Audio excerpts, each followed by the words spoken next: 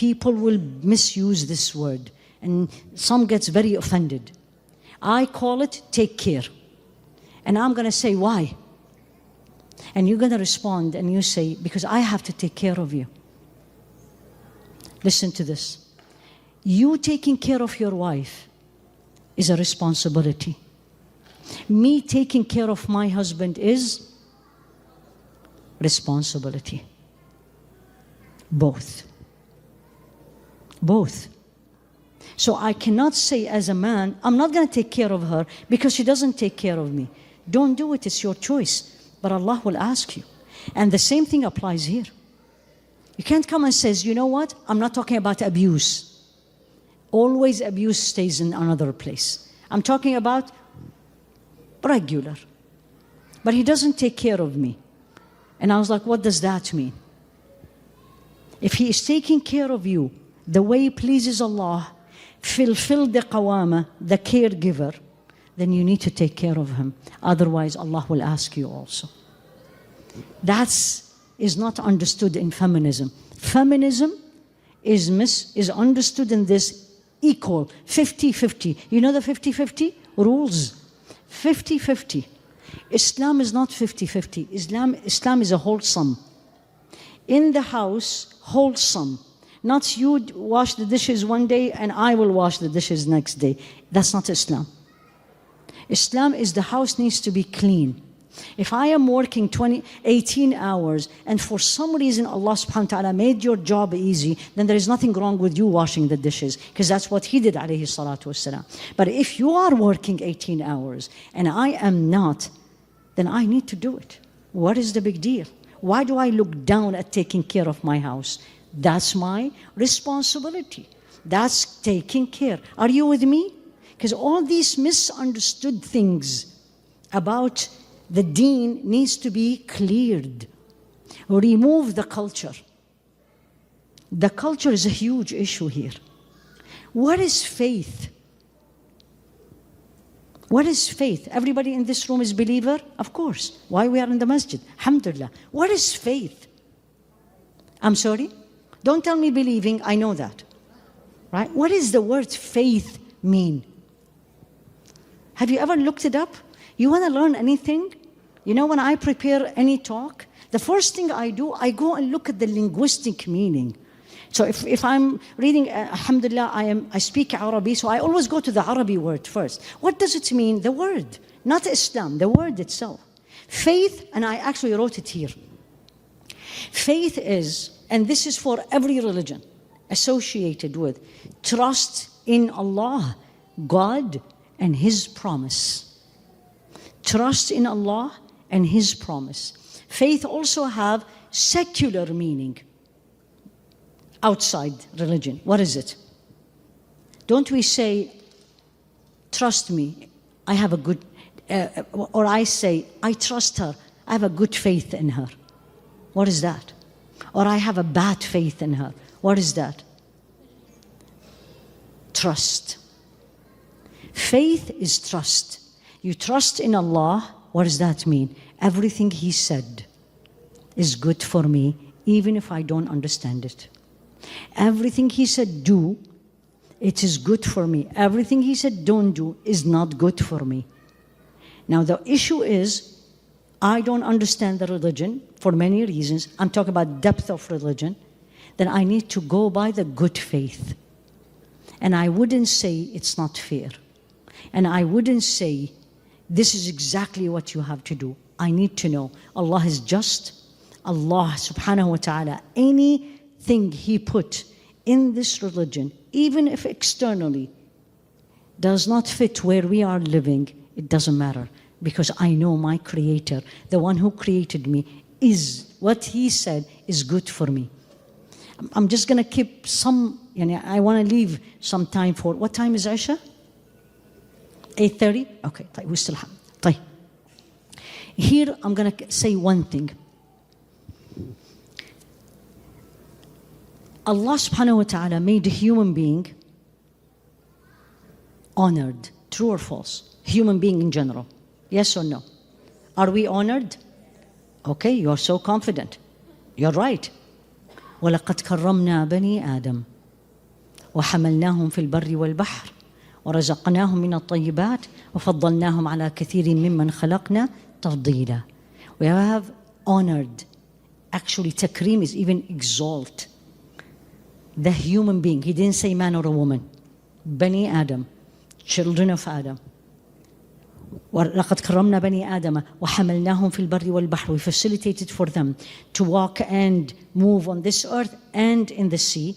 وَرَزَقْنَاهُمْ مِنَ الطَّيِّبَاتِ. We have gave them from the best we have sustenance. وَفَضَّلْنَاهُمْ عَلَى كَثِيرٍ مِّمَّنْ خَلَقْنَا. Allah have exalted you and me over a lot of other creation. So when you see a bird, when you see a cat, when you see any animal, there's two things you say. This is what I always say. I'm actually envy of that animal. I'm jealous. You know why? Because there will be no accountability. That animal is not going to stand in front of Allah and says, why didn't you do this or do that? And what do they do in life? Eat and drink and fulfill their desires. Done. But at the same time, He did not exalt it. When Allah said, I exalted Bani Adam, I have honored, He didn't say, I honored the man.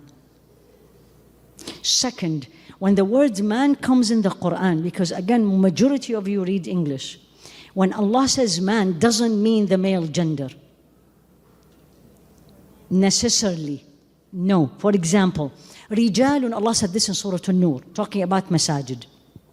Right? And He says, Rijalun la tulhihim tijaratun wala bay'un an dhikrillah. If you read the translation, this is in Surah An-Nur, men, because that's how you translate, men that will never get distracted from the remembrance of Allah by money or by work. Does that mean men only? But you read it as men. Men, if Allah did not describe it in the Quran, that means the both gender. So when you read a man, not necessarily it is man only. When Allah says, Karramna Bani Adam, the children of Adam, this is all of us. So that's number one. We all have been exalted by Allah, and you all know the famous ayah when Allah told the angels what? I am going to do what? Inni ja'ilun fil ardi khalifa. I am going to make a successor in this earth. What did the angel says? Why? The argument you all know. That's basically an exaltation for the human being. He did not leave angels on earth. Can I ask you a question just to bring your attention back? Which one is better, us or the angels? Us. Oh, mashallah. And why is that? Why is that? Will, what does that mean? I know what you mean, but I need you to explain it. Always when we speak about the deen, especially living in a non-Muslim country, talk in the mind of the people who don't know. Not the mind of you and me, of course we know. Right? So if I'm going to talk to a 15-year-old or 16-year-old, and I keep saying this when I come to you on Friday, because normally on Thursday I teach the youth, girls. And many of the things that we take for granted and we understand, believe me, they have no idea. And you have to explain it. So when we say, when we come and say, well, you just answer me, why?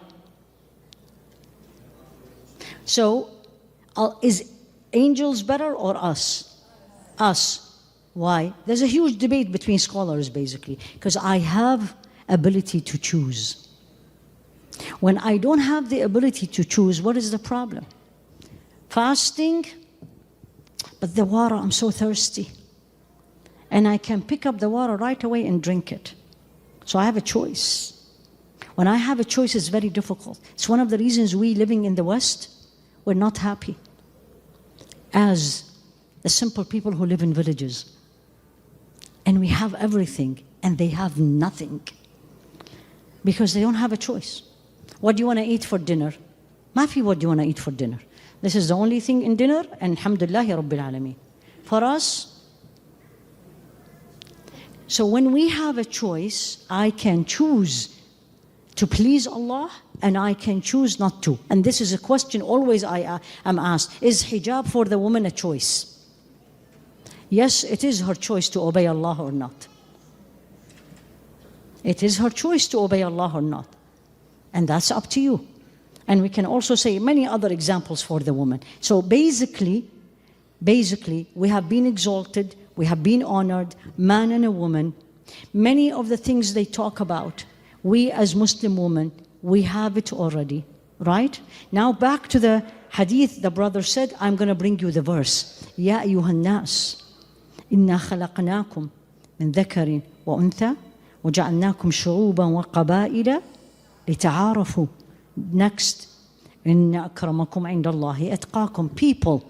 And Allah here did not address believers, He addressed people. We have created you from a man and a woman. And this is a very good way to respond to the LGBT argument. But that's a different story. And Allah said, man and a woman. And we have made you nation and tribe. Look at each other. Look, the men look at each other, the women look at each other. Are we the same? Do we come from the same place? Even if you come from the same country, are we the same? How many dialect you have? How many foods? Different. But we are different, but to know each other. And the best among you, neither man or a woman, nor young nor old, white or not white, have accent or don't have an accent. None of that in the sight of Allah, the most pious. And only Allah knows who is the most pious. So when I come back to feminism, and I say, let me take you back to the definition so you can connect together. This is the definition of feminism in Wikipedia. A range of social, political, ideological movement aim to define and establish equality, political, economic, personal, and social. Does Islam gives me that? Not 50-50. I want to re-emphasize this. It is not 50-50. One day he does that, the next day I do that. And it is not 0 and 100. She does everything and he does nothing, or he does everything and she does nothing. That's not in Islam. Nobody is better than Rasul alayhi salatu wasalam, and kana fi khidmati ahlih. And he served his family. And he used to even literally sew his clothes, the best of the creation, right? Last but not the least, it's a story which really, really moved me. There is 2 women in our deen, in the Quran. 2 women in the Quran, one by name and the other one not by name, who really tell you, can faith and feminism live together? Does anyone know who those are? One, her name is mentioned, the other one, her name is not mentioned. I'm sorry? Sayyida Maryam. Maryam name is mentioned. And the other one? No. Sorry? No. No. The Sayyida Aisha without her name. What is feminism here and what is faith here?